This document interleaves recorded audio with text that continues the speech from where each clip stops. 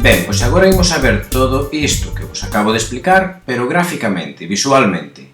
Entón, estivemos falando do cifrado americano. Estivemos falando das cordas, do ukelele, etc. Imos ver todo eso paso por paso.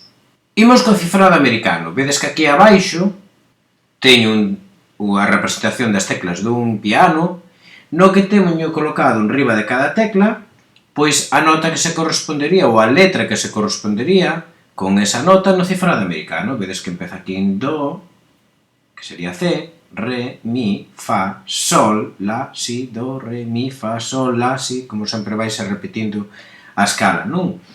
En sentido ascendente ou descendente. Pero vou a centrar no que me interesa, que son as notas do cifrado americano que me van a afectar agora a hora de afinar o ukelele. Entón, para isto teño aquí representado como se fose a escala de la, xa que o cifrado americano empeza por la, pola letra A, é dicir, A sería la, B sería si, C sería do, D sería re, E sería mi, F sería fa e G sería sol.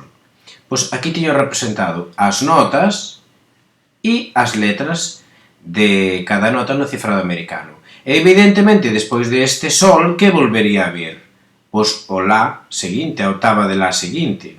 Sería la, si, do, re, mi, fa, sol, la, si, do, re, mi, e poderíamos seguir así indefinidamente. E hacia abaixo, o contrario. Antes do la, que teríamos? Pois o sol. Antes do sol, o fa. Despois, para outra banda, temos para lembrar o que xa vos ensinei no vídeo. Isto sería un ukelele posto cara arriba, de forma vertical, e teríamos corda dende abaixo, arriba, corda número 1, corda número 2, número 3, número 4, e a súa nota equivalente, que sería, en sentido inverso, sol, do, mi, la, G, C, E, A, G, sol, C, do, E, mi, A, la.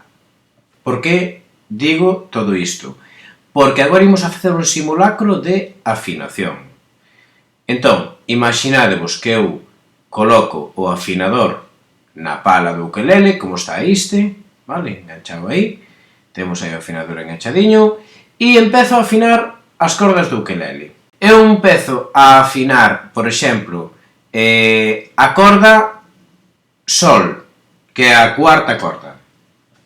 Empezo a afinar esta corda, que é pola que se empeza normalmente, pero resulta que cando toco a corda, en vez de saírme no afinador 4G, que isto sería o que me debería sair, porque é a corda 4, é nota G, nota sol, pois en vez de iso me sale un A. E digo eu, e agora que fago? Isto non é a corda 1, é a corda 4, sería a corda 4. Que fago? Apreto ou afrouxo a corda? Imos ás letras do abecedario. Entón empezo por A. Onde está A? É a primeira letra. Ben. A ver onde está G, que sería sol. A, B, C, D, E, F, G. Ui, está aquí arriba. Aquí poderían pasar dúas cousas. Unha, que é a menos habitual se as cordas están xa na tensión, digamos, correcta, vale? Inda que non estén afinadas. É dicir, cando mercamos un ukelele, as cordas veñen moi frouxas normalmente e hai que subir varias veces a escala A, B, C, D, F, G, apretar, ata que a corda se atopa na tensión ideal. Pero no caso de que xa este na tensión e este un pouquiño desafinado, sería extraño, a non ser que eu baixara equivocándome ao mover a clavixa, pois sería pouco, non sería moi normal que tivera que subir toda unha escala para chegar a G. Entón, o normal sería que tuvera que baixar un punto, porque antes de la está sol. Aquí, fixádevos, antes de la está sol. Este sería a escala de la, pero antes de empezar a escala de la temos un sol aquí máis grave. Entón, o normal sería que teñamos que baixar un tono ata sol. Que facemos? Imos baixando, afrouxamos cara aquí, como digo sempre, cara a nós, afrouxamos a clavixa cara a nós, e imos a notar tamén co son da corda se a corda está subindo a un tono máis agudo ou a un tono máis grave, vale? E en canto baixedes xa veredes que o afinador se pon en 4G. Entón, para que nos sirven as letras? Para saber guiarnos se apretamos ou baixamos en función do que nos saia no afinador. Imos a facer outro suposto. Eu estou afinando a corda E2. A corda E2, que sería Mi. Pero, en lugar de saírme no afinador E2, sae 3C. Debería estar en E e me está saindo C2. Que teño que facer? Subir hacia arriba para chegar a E ou baixar para baixo? Pois o máis cerca que temos é este E. Entón, apreto ata chegar a E. Subo a nota. Apretamos. Se estivera afinando C3, é dicir, esta corda, e o afinador me marcase E2, sería o caso contrario. Eu estou afinando a corda 3, esta, pero o afinador estáme a marcar E2. Entón, penso, E2, A, B, C, D, E.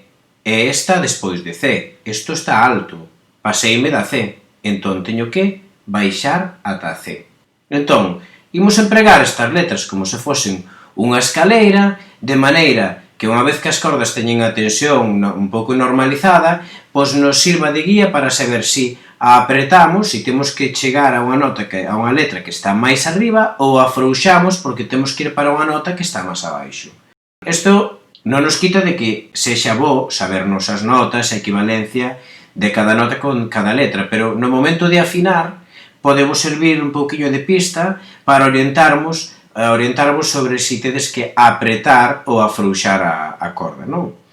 E eu penso que con isto quedaría bastante claro. Repito, se estou afinando C, que sería a corda 3, 3C, e no afinador me sale 2E, isto quere dicir que a corda está demasiado alta, entón tería que baixala a C. Unha vez que xa temos ben identificado o número e a nota, imaginadevos que eu estou afinando esta corda e me sale 4G. Ben, está ben, é a corda 4 e G. Pero, atento sempre que para que quede ben afinadiña temos que conseguir que esta liña que vai subindo e baixando según apretamos ou afrouxamos este no centro, e o normal é que o afinador, os afinadores, cando están xusto no centro afinadiños, cambien de cor para o verde. Hainos tamén de laranxa e azul, etc. Pero normal é que saian en verde. Ou hai algúns que teñen LED aquí, un pequeno LED que nos indica, que chegou ao punto perfecto de afinación. Entón, con iso teríamos xa a afinación definitiva, vale? Pero non esquenzades algo moi importante. Fixadevos neste afinador que teño aquí.